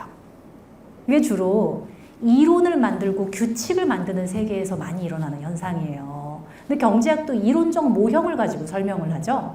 그래프를 그려가지고 뭘 얘기하고 표를 만들어서 얘기하고 하잖아. 그래서 막 주관적인 당위를 가지고 설명을 하는 것보다는 좀 더 계량이 많이 들어가는 편이에요. 그래서 읽다 보면은, 많이 연습을 하면서 이렇게 많이 접하다 보면은 얘네가 생각하는 방식이 되게 비슷해. 그게 보이기 시작을 하면은 문제를 좀 규칙적으로 풀 수 있어요. 그 부분이 있어서 나오는 이야기일 거라는 생각이 들어요. 그래서 쉬운 경제학 도서 같은 건 여러분 계속 문제 풀다 보면 막 어지럽고 토할 것 같고 그러잖아요. 하기 싫거든. 계속 반복적으로 할 때 지루하거든요. 그럴 때 좀 섞어서 읽으세요. 그 정도면 돼요. 왜냐면 왜 딱 그 정도면 되냐면 어차피 문제에서는 지문 줄 거잖아. 그쵸? 그러면은 시험장에서 문제 풀 때는 결국 그 지문을 잘 읽기만 하면 돼요. 네? 고3 때 네? 고3 때 국어 공부 어떻게 하셨어요? 저 고3 때요? 저 고3 때는 국어 공부 안 했어요.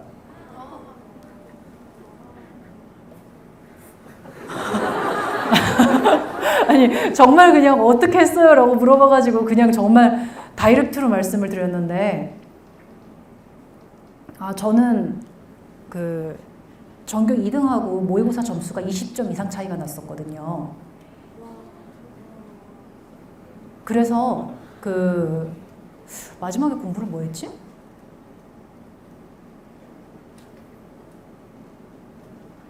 그냥 모의고사 보면 모의고사 보고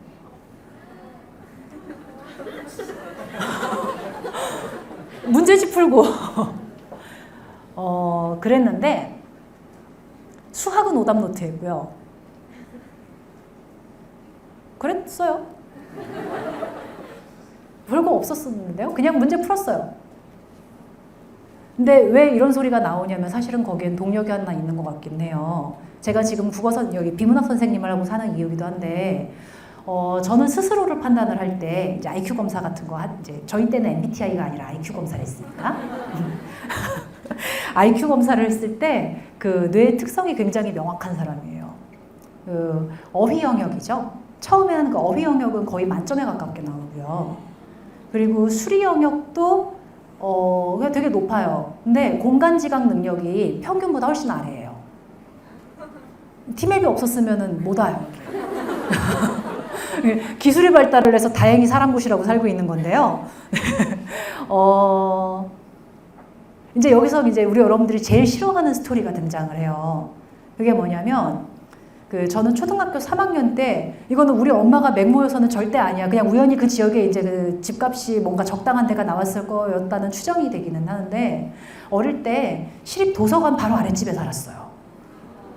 근데 저희 때는 전자기기가 없었잖아요. 나 어릴 때는 컴퓨터 없었어. 여러분이 잘 이해가 되지 않을 수 있는데 가정용 컴퓨터가 이 세상에 보급되기 시작한 게 몇십 년 안 돼요. 여러분이 태어났을 땐 이미 있었지. 선생님 몇 살인지 되게 궁금해지지. 아무튼 그랬는데 그래서 학교 끝나고 와가지고 도서관에 갔었어요. 그게 초등학교 3학년 때였거든요. 근데 그때부터 그냥 심심해서 읽었어요. 그 전에는 되게 해맑게 살았던 것 같아요. 근데 심심해서 읽기 시작을 하다 보니까 어린 시절에 있는 도서를 거의 다 읽었고, 할 게 없으니까. 저는 어릴 땐 그렇게 엄마가 공부를 안 시키고 그냥 노하기를 넣었거든요. 그래서 그냥 가가지고 책을 보다가 넘치고, 그러니까 그냥 저기 그 옆방에 있는 책 보고 그러면서 살아서 독서량이 사실은 좀 기형적으로 많았었어요. 근데 이제 사람이 왜 자기가 잘하면 점점 더 좋아하고 그럼 더 잘하고 그렇게 되잖아요. 매튜 효과. 그 매튜 효과가 바로 저예요. 그래서 그 중학교 3학년 때 제가 그 중학교 1학년 때는 전교 100 몇 등 그랬던 것 같은데 중학교 3학년 때쯤 됐을 때는 전교 1등이었어요. 근데 왜 그렇게 됐을까를 생각을 해보면 많이 읽어서 어느 순간 그냥 이해가 잘 됐어요. 이해가 잘 됐는데 그래서 이제 고등학교 들어가면 모의고사라고 하는 거를 보잖아요. 모의고사를 봤는데 수학은 공부를 해야 되는데 나머지는 공부할 게 없던데? 거기 그냥 다 여기 답이라고 써져 있던데 이렇게. 되게 저기 좀 저 사람한테 공부 얘기는 안 물어보고 싶다라는 생각이 드시죠. 근데 있잖아 얘들아. 그러니까 책을 많이 읽으면은 수능을 잘 봐라고 하는 거에 그러니까 그 입증 사례가 저예요. 저 만약에 학력고사였으면은 이거보다 퍼포먼스가 더 안 나왔을지도 몰라요. 아닐 것 같긴 해. 그럼 그에 맞게 공부를 하긴 했겠지. 적응을 해서. 그렇게 할 것 같긴 한데 무슨 얘기냐면 그러니까 저는 제가 그러니까 누구의 가르침을 받아서 만들어진 모델을 집어넣어서 익힌 게 아니라 제가 공부를 하면서 익힌 거를 여러분한테 가르치거든요. 그러니까 제가 구조독해를 해보세요 라고 하는 걸로 가르치는 건 원래는 사실은 그 사람이 습득을 하려면은 굉장히 방대한 양의 책을 읽어야지 생기는 습관이에요. 자연적으로 생기려면. 근데 지금 여러분한테 방대한 양의 책을 읽으라고 하면 상황에 맞아 안 맞아? 안 맞죠? 그치? 그러면은 순서를 살짝 바꾸는 거예요. 어떻게 생각을 하고 어떤 방식으로 문제를 풀어야 되는지 방법론을 매뉴얼처럼 일단 익혀 머릿속에다. 그럼 머릿속에 로직이 생기거든요. 그리고 그 로직을 자기가 익숙하게 쓸 수 있게 문제를 많이 풀어 하는 걸로 순서를 살짝 바꾸는 거야. 근데 그렇게 해서 순서가 바뀌면은 어떤 일이 벌어지냐면 그냥 잘 읽혀요. 근데 그냥 잘 읽으면 여러 가지 생각을 할 필요 없이 그냥 저 사람이 저게 답이라고 그러거든. 그렇게 해서 볼 수 있게 되는데 그 상태까지 됐을 때 왜 책을 많이 읽다 보면 저절로 딴 과목까지 잘 될까? 그래, 기본적으로 시험지를 읽는 능력 자체가 좋아지는 거거든요. 문해력이 좋아져요. 근데 문해력이 좋아지게 되면은 그냥 저기 실수를 잘 안 해요. 자기가 특별히 시험지를 읽으면서 심적 긴장만 좀 덜하게 된다고 하면은. 그러니까 약간 순서를 바꿨다고 생각하면 돼. 여러분 눈앞에서 그러니까 강의하는 선생님은 찐이야. 그래서 그렇게 풀면은 공부를 잘한다라고 하는 거를 가르쳐 드리는 건데 한번 여러분 걸로 만들어 보세요. 그러면 정말 문해력이 올라가요. 어쩌다 보니까 제 이야기를 너무 많이 했는데 너무 비현실적이다. 그런 생각하시지 마시고요. 그냥 들어주세요. 사실은 왜 그렇게 살 수밖에 없었냐면요. 제가 고등학교 때 살았던 데가 서울이 아니고 지방이어가지고 그 학원이 없었어요. 그래서 별로 딱히 다닐 수 있을 만한 데가 없었어요. 그리고 저 학교 다닐 때는 학교가 되게 저희가 다 제가 살았던 지역의 학교가 엄해가지고 학교에서 밤 10시 20분에 끝내줬었어요. 야자라고. 들어보셨나요? 전 야자가 있는 학교에 다녀가지고요. 10시 20분에 굉장히 집단주의적으로 살았어요. 야자를 끝내고 다 함께 학교에서 셔틀버스를 태워가지고 학교 버스 타고 집 갔어요. 집 앞에 딱 내려주는. 그래서 뭔가 더 뭘 할 수 있는 게 없었어요. 그때 뭘 더 하려고 하면은 이제 11시부터 공부를 시작해야 되는데 언제 그때 공부를 해? 자야지. 그냥 되게 기계같이 그렇게 살았던 환경이었어요. 지금은 세상이 많이 좋아져가지고 그렇게 무식하게 안 때려박아도 돼요. 제가 공부했을 때는 옛날이라서 되게 무식했던 거고요. 다른 질문 있으세요? 네? 나이요? IQ요? 방금 나이를 물어보시는 줄 알고 잘못 듣고 깜짝 놀랐어요. 이거를 내가 말해도 되나라고 짧은 시간에 굉장히 여러 가지 생각을 했는데 IQ는 옛날에 잰 거기는 한데 146인가? 140대 중반. 일자리는 정확하게 기억 안 나요. 오래돼서. 변했을 수도 있어요. 왜냐면은 나이 먹으면 키도 주는데 뭐 IQ라고 안 변하겠어요? 그거 10대 때 얘기예요.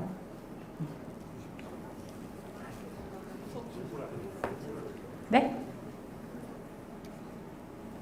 뭐 MBTI 이런 건 안 물어봐요. 요새는 IQ 안 물어보던데. IQ도 지났고 혈액형도 지났고 MBTI도 지나는 건 아니고 요새 되게 재밌는 거지. 네. 맞춰보세요. E 맞아요. 맞아요. 맞아요. 우와. 되게 알아보기 쉬운 성격인가 봐요. 맞습니다. 그 ESTJ의 전형 같은 사람이에요. 근데 그 ESTJ가 공부를 하는데 되게 뭐랄까요? 갈등 없이 공부를 하기 되게 좋은 성격이에요. 이게 성격 영향도 좀 받은 것 같아요. 제가 이렇게 보면은 되게 계획적인 거 좋아하고요. 장 걱정 잘 안 하고요. 체력도 괜찮은 편이라서 그래서 비문학 틀킨 열심히 지금 여러분 거 공부할 자료 만들고 있거든요. 그래서 여러분한 특징이 있어. 대강의의 특징. 그러니까 막연하게 이것저것 다 던져준 다음에 이걸 니네가 다 공부하면 잘할 거고 아님 말고 그렇게 하지 않아요. 제 강의의 특징이 자료가 별로 안 많아요. 근데 꼭 필요한 거를 시켜요. 왜 꼭 필요한 걸로 줄이는 게 중요하냐면 제가 되게 싫어하는 게 있어요. 자료를 이만큼 쌓아서 던져주고 이거를 다 하면 너희가 잘할 거야 라고 희망 고문하는 거를 싫어해요. 주면 하냐고요. 안 하잖아. 그냥 위안을 삼는 거잖아요, 마음에. 근데 공부를 잘하는 거, 공부 양도 물론 워낙 부족하면 하긴 해야 되는데 되게 중요한 게 뭐냐면 하는 거를 잘 소화하는 게 더 중요한 거예요. 시험장에 자료 들고 가요? 자기 머리 들고 가지. 근데 내 머리가 그거를 해결할 수 있게 잘 단련이 되는 게 중요하잖아. 칼을 5자로 쥐고 가는 게 중요한 게 아니라 한 자루의 칼을 예리하게 만드는 게 중요한 거예요. 그렇게 해서 본인이 사용을 할 수 있는 장기를 딱 만드는 거, 그게 되면은 자신감이 생겨. 그래서 제 커리큘럼도 좀 ESTJ가 커리큘럼을 만들면 저렇게 만드나 보다라고 하는 거 같이 생겼어요. 많이 도움이 되실 거예요.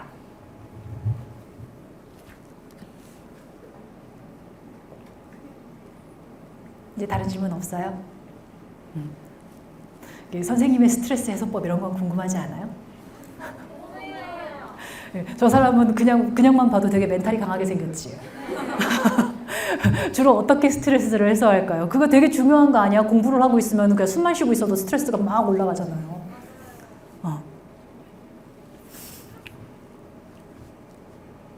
안 해요. 스트레스를 해소를 뭘 안 할까? 공부를 안 할까? 스트레스 해소를 안 할까?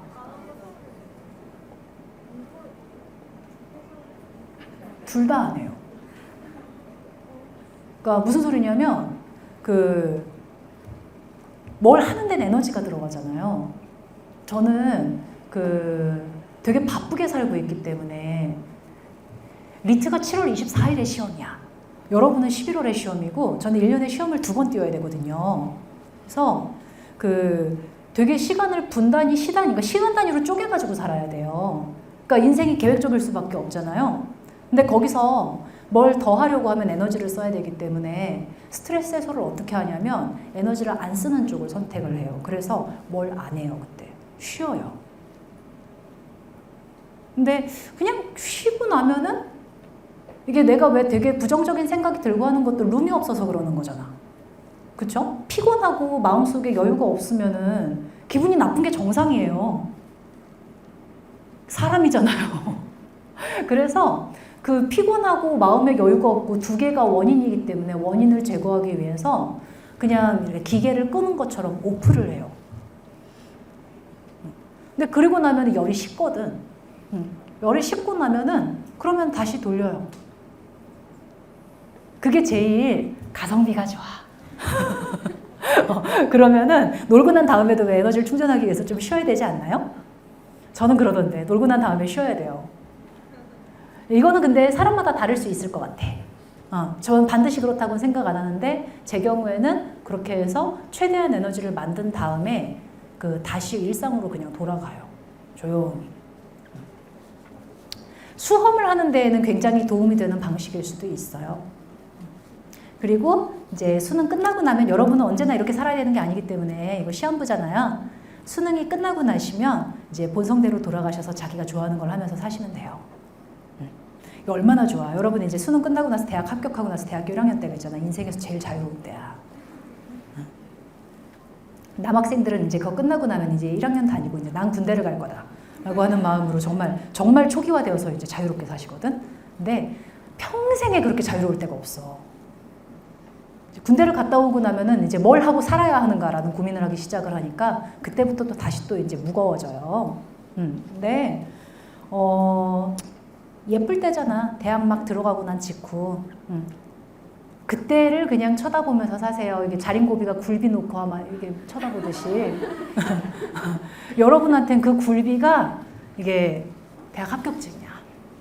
그거가 저기 어딘가에 이제 가고 싶은 워너비 대학이 있을 거 아니에요.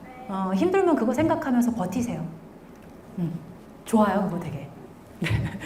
왜 자기가 들지 옆에 친구 손을 들고 그래? 학창 시절에 공부하다가 공부하다가 어떻게 잠 드시면은 한다고요? 졸리시 자야죠. 공부하다 졸리면은 자야 되지 않나요? 자는데 영원히 잠들면은 곤란하잖아. 내가 해야 되는 거가 다 끝나지 않으면 잠들면은 다음날 큰일이 나기 때문에 어딘가에서 고등학교 때 그 기사를 봤었던 것 같아요. 낮잠에 가장 그만하래. 낮잠에 진짜 그만하라는데요? 꺼졌어요.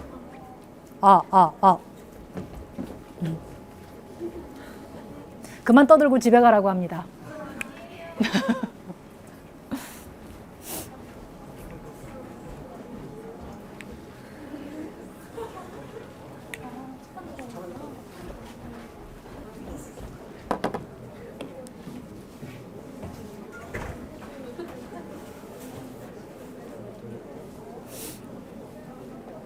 마이크 없어도 얘기할 수 있긴 있는데 영상에 안 들어가니까 지금 말하면은 안 되겠죠?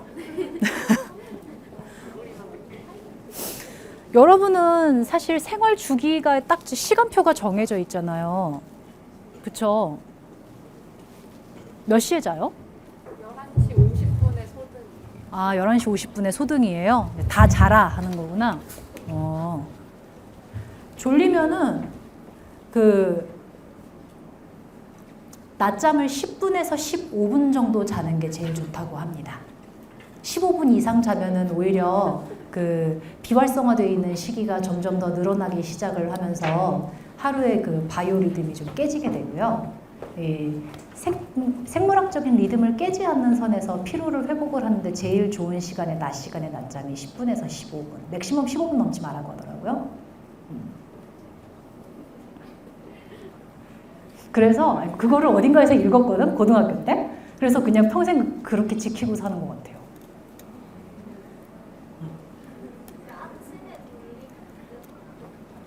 아침에는 졸려도 일어나야 되잖아요. 아침에 공부하다가 졸리면 그게 내 의지로 아마 조절이 안 될걸? 졸리면 그냥 1시간 날아갈 텐데? 그렇지 않아요?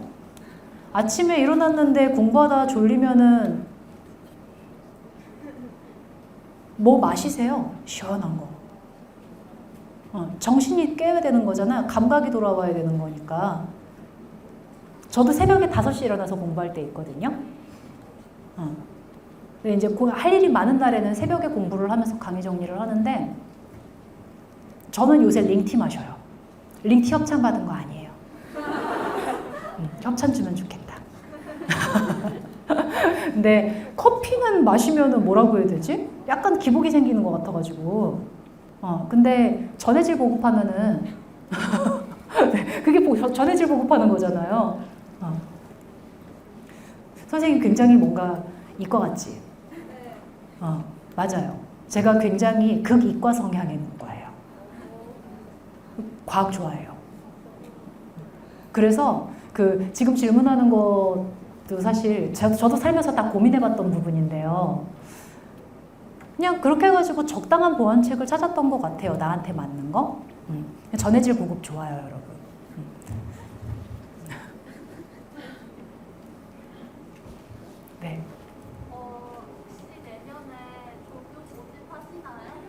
그럼요. 조교는 언제든 모집하죠.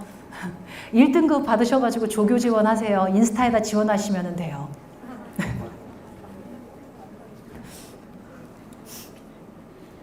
그리고 지원하실 때 꼭 이 얘기를 쓰시면 돼요. 제가요, 선생님, 접니다. 그러면 알아보실 겁니다. 알아볼 거예요. 자, 이제 다른 질문 없으세요? 자, 대략 이제 우리 궁금한 얘기는 마무리가 된 것 같아요.